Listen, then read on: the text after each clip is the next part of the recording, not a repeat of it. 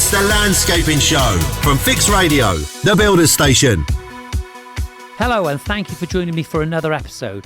Ben Bonsor from Orbro Pools is going to be joining me in the studio today.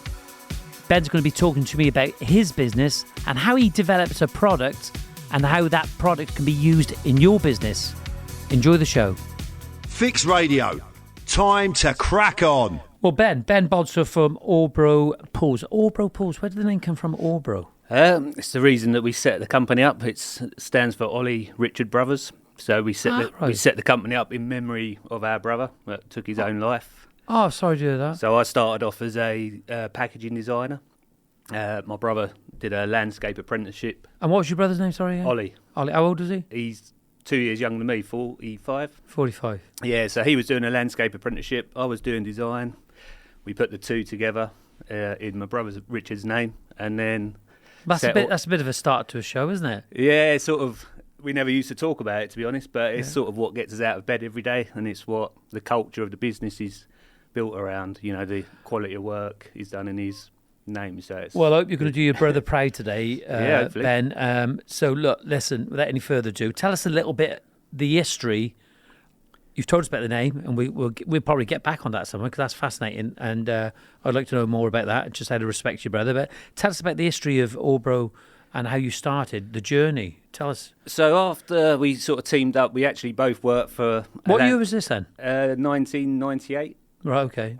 So we actually both worked for a landscape company. We were on price work. We never got the materials delivered to site, so we were sitting around a lot. How old did you then, like, roughly?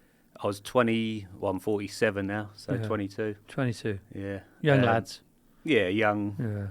Young, and just thought it was going to be easy, you know. So we went and got a $5,000 bank loan, went and brought a Leyland DAF truck. Do you feel people were taking advantage of you at the time then, like business-wise, and usually for the grunt work? And to be honest, it was probably more our naivety going in thinking like it was just we were going to carry on just doing the work.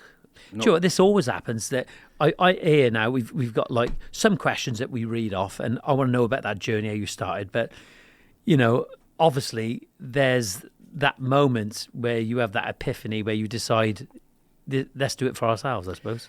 To be honest, it was probably more me than my brother Ollie. Yeah, because I was saying, you know, we're not getting the materials, so we're not making money basically. But actually, we quit. We quit the company, brought the DAF, brought a toolbox from B&Q, filled up with some tools, and off we went. But then we didn't have any work for 6 months.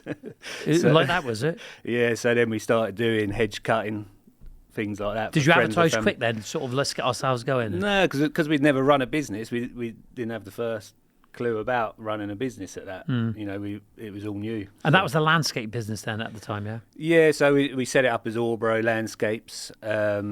And then, it was mainly garden maintenance because that was a big side to the other company as well. So we started lawn mowing and doing all that. How did the company feel that you were working for? How did they feel when you left? He was all right. It was more.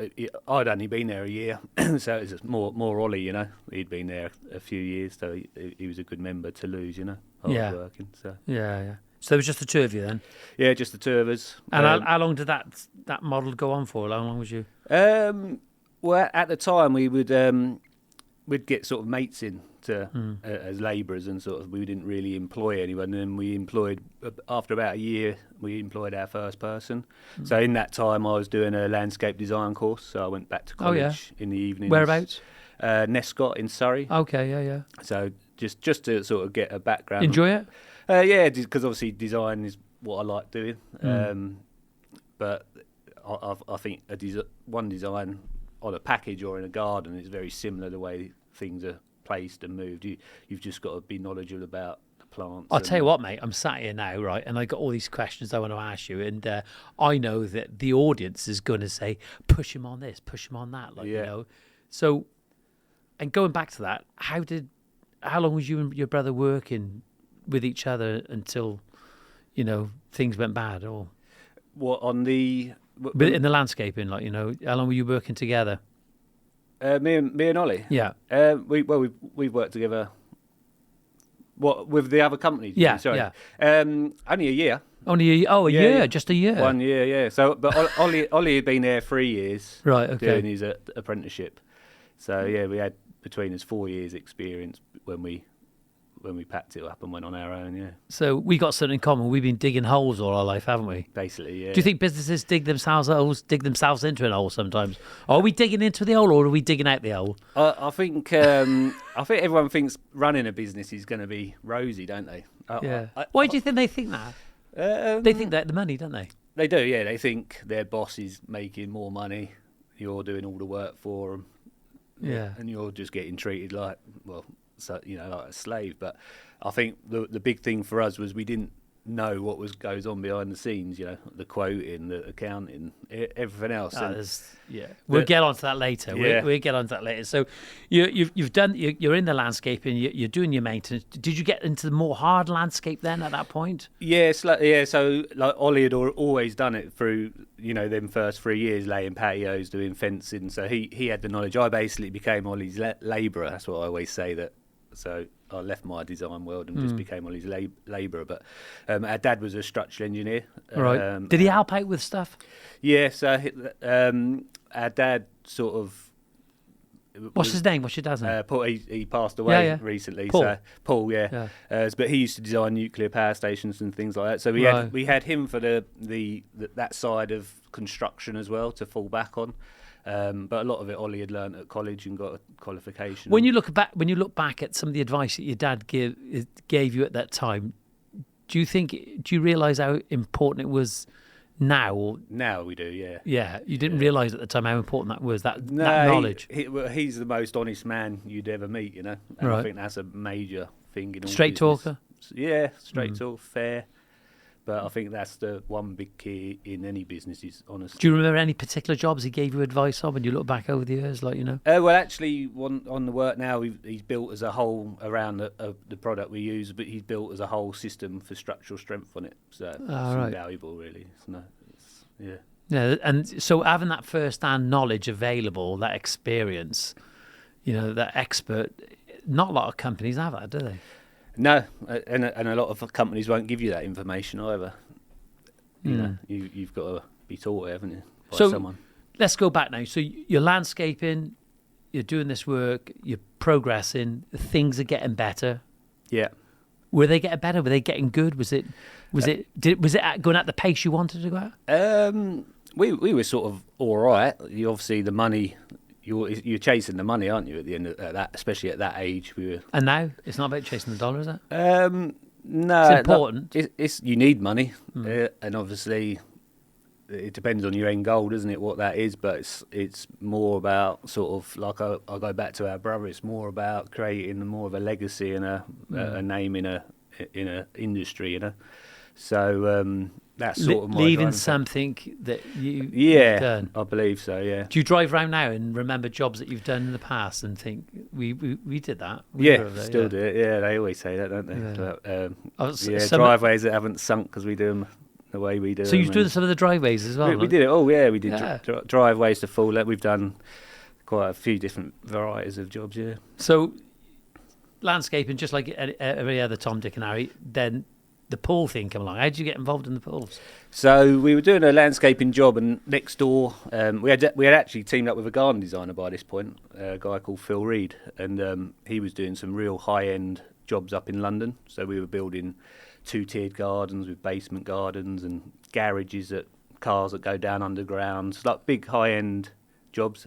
And actually, going back all them years, I still believe they were just as you wouldn't know they were built that long ago. They were quite advanced for that time. We were sort of breaking boundaries. So it's you on a construction footing then, really, as such. Then wasn't you really sort of doing that sort of stuff? Yeah, it was like a crossover. Yeah. But again, I think the one thing with landscaping is you've got so many trades within one industry. Yeah. Like you got to be a chippy, a bricky, a stonemason. That's good though, isn't it? It's good, but I don't think that landscapers get the recognition they deserve or the pay. Yeah, although from the landscaping to the pools, we've actually decided to, go into a niche. So you've got one thing to focus on rather than so much. Do you think that's better, having a niche business? I think when what everyone's after, a bespoke business. Yeah, it's sort of like honing your skill set into a smaller craft. Are you reducing your competitors then, really?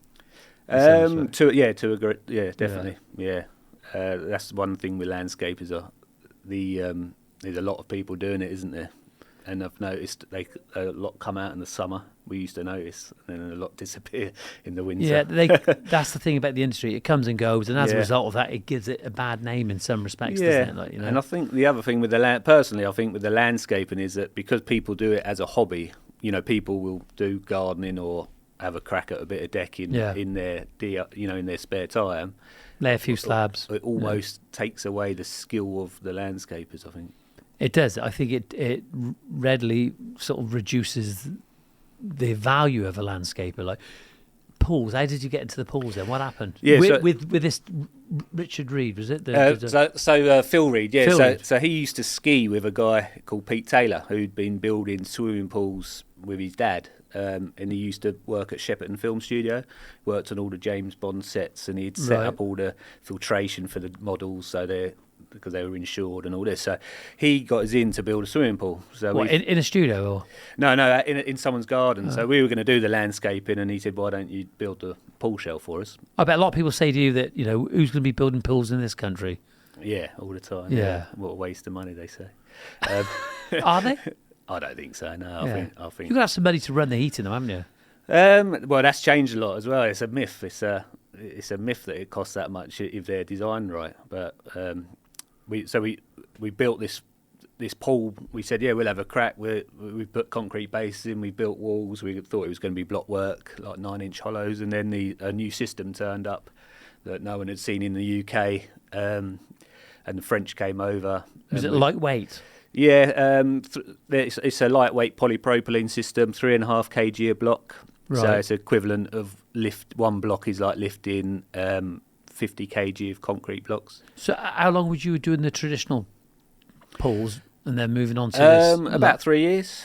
So quite quick then, you made that transition from... Well, we didn't know it was turning up. They just turned up. So we were like, what is this? What, to showcase some products? Yeah, just that Pete Taylor had got them in.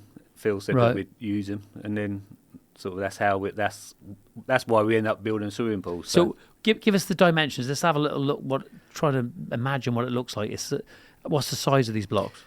500 high, 600 wide. So it's about 0.3 of a square metre. So it's the equivalent of laying. They're quite big then. Yeah, and a 150 cavity. So you fill them up with concrete, but it's a lightweight block. So you build them and then fill them after or as you go? After or as you go. It's dependent on the height of the wall. No steel in it? Yeah, you can put rebar in it. But we've actually just been building things and filling them with soil and filling them with pea shingle, recycled aggregate. It depends on the application. So from the pools, we're now using the block. So we've been building pools with this system for 15 years. But we're now going back into the landscaping sector and offering the blocks for retaining walls or anything. Planters, Ollie's just put soil in one with plants in it. So did you go straight? Like, was it a lot more pools? Was the percentage of work in pools it increased then? Yeah, so we were doing about 50-50 pools and landscapings, and then I'd say for the last 10 years it's just pool after pool after pool. And that's the business benefited from it? Yeah, massively, yeah. Are you glad? You happy? Yeah, I'm happy because the actual pool industry wasn't very receptive to the blocks. Right, why? Because it's new. I think people are unsure of it, said it wouldn't work.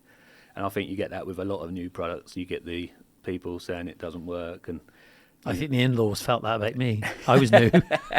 They weren't sure whether I was going to work as well, But that's the thing. When things are new and people don't know about it, do you have a lot of like people like bitching about it? Yeah, it's when you say a product's easier or simpler and people aren't willing to learn how to use something. So it's like when you first laid a block or you first put a screw in the wall. The first time you've got to learn to do it, don't you? So a lot of negativity. Big projects you've done, some notable projects. Yeah, we've done all sorts of projects from large gardens, large pools, commercial. Proud of all of them? Yeah, and you learn each time, don't you? You learn, I should have maybe put that there, or I should have done that. So you always learn, and I think that's a big one in business. Any business is you're constantly learning. You can't stop, can you? Learning. Have you got better? Yeah, probably more fussy, I'd say. Really? Yeah. Yeah, the details, things like that. Probably a lot of things we probably, to be honest, over service the detail on the work we do. Do you think the attention to detail comes later when you start earning in a way, and you've got that little bit of time to put more into the work, I suppose? Yeah, I think the attention to detail, a lot of it goes unnoticed by the customers as well. They don't know the difference between if you bird beak a patty or if you put flow point in, or if you brush one of the resin products in there, or so. But you could have attention to detail in the foundation as well that people definitely wouldn't notice. Yeah, which extra depth. Yeah, nice and square. Yeah, and nice I like my tight one to be the same colour. I can't have one half red and one half blue. That doesn't different product, isn't it? Plus, I know it's different colour underneath the slab. And you work across the country as well, don't you? Yeah, we work nationwide. Yeah, different products in different areas. Like in Essex, they have a lot of hogging, don't they? They used to have. Yeah. So we do. Yeah, lots of different, and the shingle, the aggregate in the concrete different as well. What advice would you give to a landscaper that wants to change their business model? Do it or not? Yeah, I mean, if you're setting up my one bit of advice would be if you're thinking about setting up your own company, would be to read a book called The E-Myth to start off with. The E-Myth. Yeah, and then make your decision once you've read that. A good book. Brilliant. Yeah, had I read it 25 years ago, I probably wouldn't be sat here now talking about my business. Really? Would you still be doing the same thing? Probably, yeah. But if you want to be a landscaper, think hard about setting up a landscape company. It's the Landscaping Show with John Roberts. So, Ben, about 15 years ago, you came across some blocks that can be used in your pool work, and you've expanded this, offering curved walls. That's right. Yeah. We came across this product called Solid Pool. Which we've actually rebranded to clip blocks now, just because using a pool product for other applications just sort of didn't sit right. So it's a recycled polypropylene block, which then can be filled with concrete, soil, shingle. Depends on what you're building and what sort of retaining qualities you need. Right. But we've got one that's called the Flex Block, which has got a concertina back, so you can create perfect curves. You don't need to render these blocks. So once they're full of concrete or poured with whatever you're putting in them, can be finished in whatever you like. It's funny. I got this engineering thing in my head that you've got this mass amount of water, and you've got this wall, and you've got the outside which has got all the earth against it, or whatever the ground is, wherever the fill is, right? Yeah. But the water's not going to hold it back, is it? It doesn't. Are you with me? Yeah, no, you've got to have a reinforced concrete structure. You think when you've got that mass of water, the weight of that is going to hold the blockwork up against whatever's on it, but it doesn't work like that, does it? No, and especially in any water feature, if you drain the water out, that wall's then got to be able to withstand the pressure behind it. So that's why these blocks are so good, because they're co-compliant. Okay. But I'm looking at this now. You've been using these blocks now. Everything you're building these pools square, and now you start building them curve. Yeah. You start adding a little bit more shape. Yeah. So we started building water features with them. So fountains. So because the block's 500 high, it means you can just with one course round. You can get it down to a 2 metre diameter. So it's quite a tight curve. You can go more depending on the weather, because obviously I've got a pond to do soon. We got a few companies that we supply to that build the natural pools, and a lot of them are free form. So moving away from the rectangular swimming pools, obviously in Europe where the blocks originated from, a lot of the pools are free form. And you're getting a lot of these swimming areas now, don't you, for like natural so you'll have a swim zone, and then the more natural, the reed beds on the outside. So we supply a lot of the biotop partners with the blocks for their pool shells and ponds. So any landscaper listening to this now, because this sounds interesting, we got a big not a big pond to do. We've got to do a pond. Where would I get this product from then? So we've got a unit in Storrington in West Sussex. So we have stock kept there for projects, and we can do next day delivery depending if we've got the quantities in stock. But you can also come down for training. So pop in any time. We'll train you. Okay. I can train anyone within an hour how to use the system. It's quite simple then. It's really simple. Does it need to go on a concrete base? Yeah, concrete base or a strip footing. Yeah. The planter that we've actually just built for someone in a... Are you still using liners with them as well, though? Yeah, so for a pond you'd line it, or Yeah. if you're going to fiberglass it, you could fiberglass. So we've got two different finishes: a flat plastic face. So you're going to the koi carp ponds now, aren't you? Yeah, so they're just as big as swimming pools, volume-wise. So yeah, koi ponds and All those purge pumps that you have in the bottom as well, and you put all that sort of stuff in. everything. Yeah, and because it's plastic, coring all the fittings through is so easy. There's no dust. It's just a core drill. Quite a simple fit. Really simple, and it clips together like Lego. So you, Does it really? yeah, So it's simple installation once you've... yeah. Like I say, you don't need to be skilled, so you don't need a qualification to be able to build with it. You can carry meters of wall in at one time, because it's so lightweight. And where would you... So if somebody wanted to go on this course, whereabouts is it again? Storrington, West Sussex. West Sussex. Yeah, or we'll come out, if people buy it, we'll send out an engineer out on their first purchase and do on-site training. Yeah. Are you busy with the training? Yeah, really busy, yeah. Yeah. More and more. It's good. Yeah, we do days, so we put on workshops, where we might have sort of 10 or 12 companies come in and teach their guys, or like a lot of people prefer the on-site training. Because So where would people get contact you for this then? Like where? Like on a website or? Yeah, on our website, www.orbro.co.uk. So Is there a telephone number? Do you have people in the office? yeah, 01903 944 594. Fix Radio. So Ben, you're a limited company, and you're producing good quality work. There's a lot. It's not just about the product. There's a lot. The infrastructure of running a business day to day. It's a bit of a minefield, can't it? Yeah, it was for us. Obviously, running a business is, like I said, if you're doing the landscaping and pools is one thing. The back end of it was totally foreign to me. So yeah, being a limited company was because our dad had sort of said it protects you from any sort of liabilities and that sort of thing. So That's important, isn't it? yeah, because your private life then is independent to what goes on in the business. So if you get any sort of problems within the business or financially further down the line, you're covered. I'm going to say something to you now.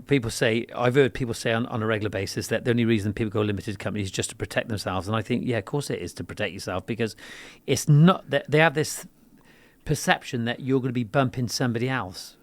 Yeah. If somebody understands that word and that terminology. But the fact is, somebody could bump you, couldn't they? And so you need to be free the next day if you needed to put your company through. That's it, yeah. Do you think people understand that sort of thing? No, I don't think so. I think being a limited company sometimes is a bit more credible. Obviously, with me and my brother as business partners just made sense rather than being sole traders and splitting it up that sort of way. I don't know how to answer the question when I ask you a question, but is delegating these specific fields of businesses to other people you talked about the girl that runs the... Yeah. You can't do it all, can you? No, so the first thing I would say to any person would be to get a PA, a personal assistant that can help you with the paperwork. Just free the cost to pay someone an hourly rate just frees you up so much time to get all your paperwork in order. Yeah. A lot of people then see, it's another expense, but time's money. You could be out earning your day rate, paying someone else £15. But a lot of people just look at it like they're giving away money that would have been in their pocket. Do you do some of your own jobs at home? At home? Yeah. Because this is what, like with business, isn't it? For me, it makes sense for me to pay somebody to do something around the house than what it is for me to... Yeah, I get that. Do you see what I'm saying? Yeah, I've just had a bit of roofing done on but to be fair, the guys did it. But how do you feel about paying someone?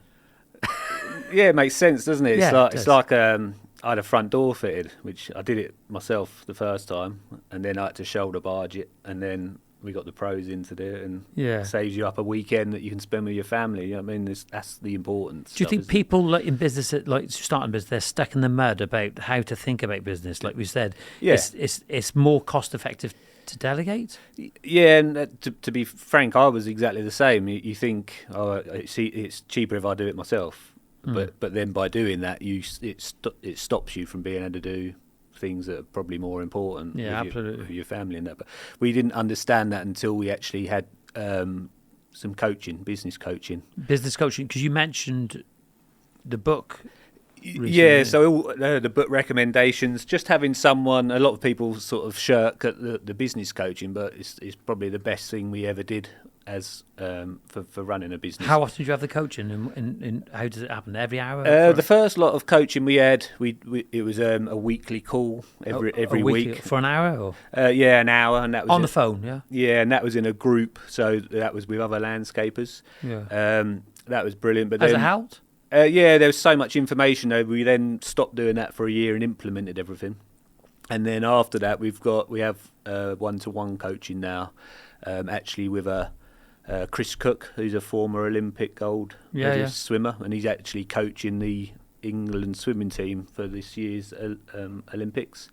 So he's actually an ambassador for our product, and then does business coaching with a lady called Lisa Morrison. So we've got All these names. yeah, but she's very business sided. Chris is more about your mental sort of focus Health, and the way you look at things, and that's where our simplifying everything comes from Chris Cook.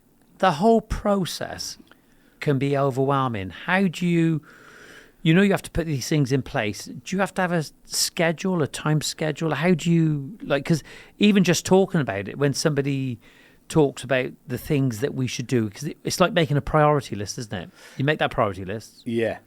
And that priority list, it changes every day when you start ticking things off. Yeah, you've got to be, lists are always good. I never used to like writing lists, but they're really good. It's systems, basically. I never knew what systems meant, like previous to having coaching and that, but basically if you've got a system written down, everyone can follow it, and it gets done exactly how you want it, because you get a lot of people saying, I can't find someone to do this how I like it done. So if you write a system for that process, so if it's laying paving, you write every step as you would do it, you put it in a book, put it in the van, and if that system's not been done, like at each stage, It's not being implemented. It's going to come out differently. It's wrong, and then you can go back and with the person that was doing it and say, why is that not done? So for bigger projects, we have system after system after system, and then the end product's going to be bob on. Obviously, things will change logistically with deliveries and things like that. How do you ensure that they read those systems? It's part of the company procedure. So we'll have weekly meetings with the team. If there's any issues you need to address, it's done. Do you need those weekly meetings? They're brilliant just to keep morale up. It's hard sometimes because we work nationwide to get people back, so that they might go 2 weeks or 3 weeks, but we have a WhatsApp group where everyone can, be on the same page, if you like. Do you ask them what they think and their opinions? Yeah, everyone. Is that valuable? Invaluable. It's you've got to try and keep a culture going, which can be difficult. But building cultures are good within an organisation, so everybody eventually is on the. Yeah, even in a 2-3 man band, you need you need to be on the same vibe, don't you? Yeah, you've got to have the same energy and the same goals and the same, passion, really. What's your thoughts on landscaping in the UK and the future that it holds? With the landscaping over the 2.5 decades now, you just see it repeat, really. So you see fads, don't you? You see this is the same thing repeating itself. There's not that much that's changed, in my opinion. What needs to be changed then? Or what do you think? Personally, I think there needs to be a bit more greenery for a start. You're seeing so many driveways here, with no planting. It's just gone very like car park, isn't it? Ben, mate, honestly, the first thing I say to people, these are the word I use. We don't want to make your garden look like a car park. Yeah. You need plants. And they say, well, I don't know if I need plants. And I say, well, yeah, you need a tree. You need you need an urban tree in your garden. Yes. And you can earn money on it, can't you? Yeah. Yeah, you can earn money on it. And good for the environment, good for the customer. Yeah, and everyone wants this low maintenance garden, but actually there's no such thing as a low maintenance outdoor space of that, the size of a driveway, is there? No, not at all. They're whacked down block paving or something like that, and weeds are coming up, and you see people out there with their little wicks or whatever sticks that they're scraping the moss out the joints, aren't they? And do you find yourself driving around sometimes and thinking what you would have done different on a job? To a degree, yeah, and choosing the products you use and that, yeah. So, but it's easy to criticise, isn't it? I think if you just focus on what you're doing and don't worry about what other people are doing. No, not at all. If a half a dozen landscapers said, Ben, would you meet up with us and have a coffee midweek and tell us your story? Would you do it? Yeah. Oh, yeah, we're always sharing our story. And I mean, we never used to speak about our story because obviously it was upsetting, but it's sort of what's made and shaped us moving forwards, over the years. You've said it. I got goose pimples now. And going back to your brother, can we mention your brother's name again? Richard. Richard? Yeah.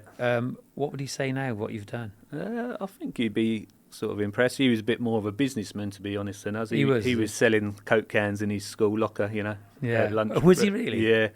So he was a bit more entrepreneurial. He was a bit of a boy, was he? Yeah, always had things for sale and, wheeling and dealing. And I think we were saying the other day, because of Orbro, we feel like we sort of completed Orbro to a point, because we are thinking about changing the name just to focus on the blocks. So obviously it's a sentimental name and we want to keep it. But like I say, it's having that story, I think, and that drive and memory, which is why. Do you have a picture of him in the office?